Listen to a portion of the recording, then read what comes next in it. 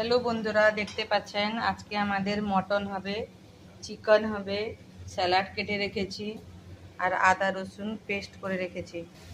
এখানে মটনের জন্য আলু ফ্রাই করছি, পেঁয়াজ কেটে রেখেছি আর এখানে আলু ভাজা করছি, বেগুন ভেজে রেখেছি, ঢেঁড়স ভেজে রেখেছি, ভাত বানিয়ে রেখেছি।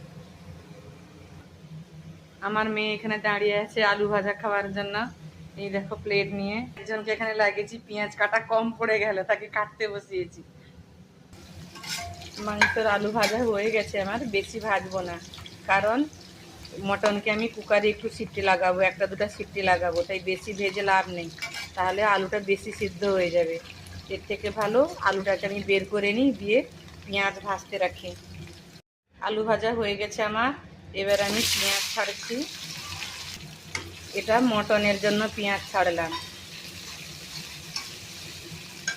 এখানে চিকেন বানাচ্ছি, চিকেনের জন্য পেঁয়াজ ছেড়ে দিলাম। আজকে আমাদের ননদ আর নন্দাই আসছেন, তাই মটন আর চিকেন দুটাও বানাচ্ছি।